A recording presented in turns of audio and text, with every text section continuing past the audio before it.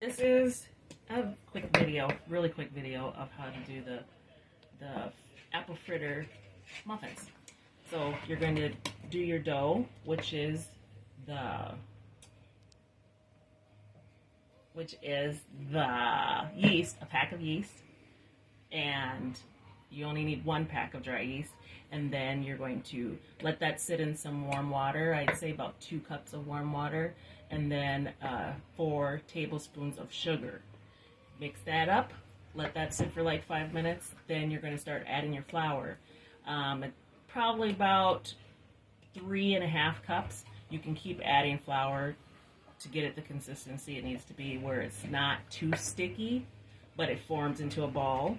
And then once it forms into that ball, you're going to slather that ball with 1 stick of butter, and it'll look like this. And then you're gonna let that sit for like 10 minutes. And then while you're letting this rise a little bit, you're going to chop up 2 apples of your choice. It could be Honeycrisp, it could be Granny Smith, not the red ones because they're not that sweet. They don't have a lot of sugar. So, but I use Honeycrisp because they tend to be the best and they're a little crunchy. I don't like it smushy. So, anyways, you're going to add a big heaping. This is a 1/4 cup. I don't pay attention to that. I just put what I think would go in there. So 2 of those in there, a brown sugar, and enough sugar to coat all of the apple pieces.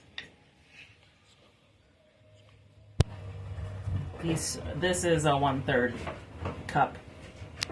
Like I said, I don't pay attention to that. I just use it as a scoop. But you can use 2 1/3 cups, which would equal what, honey? 2/3 of a cup. 2/3 of a cup. There you go. And then I just take some cinnamon, dump some cinnamon in there. You can't never have too much cinnamon. Just don't put like your whole container of cinnamon in there. And then I use ground ginger. There's like half a tablespoon in here. Just put that in there. And then you're going to stir this all up really good.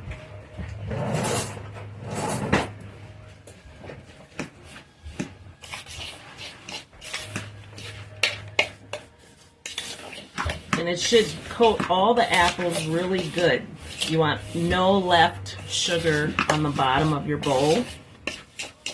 That's how you know you put enough in there. You don't have extra just sitting on the bottom of the bowl. If you can see that, there's nothing extra on the bottom of the bowl. Okay, so after that, you're going to end up taking your apples and dump it. Just dump it right on the dough.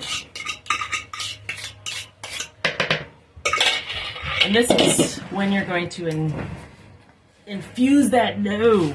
Smush it in there. Just knead it with your spatula.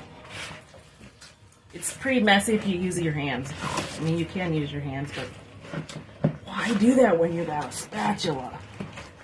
And a flexible spatula makes it easier because you push it down, fold, push, fold, push, fold. It's kind of like you're making pizza dough,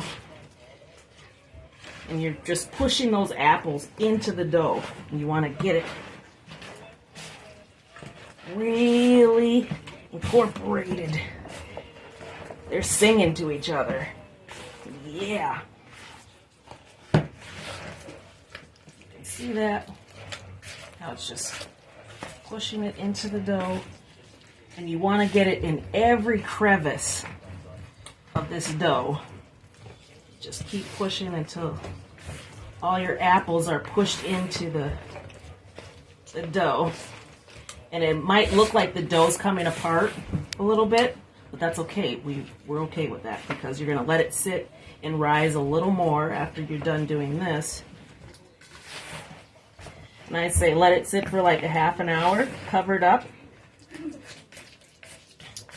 And then after a half an hour, you're going to take pieces of that and put that into a pan that you can cook in, either a cake pan or a bundt cake pan.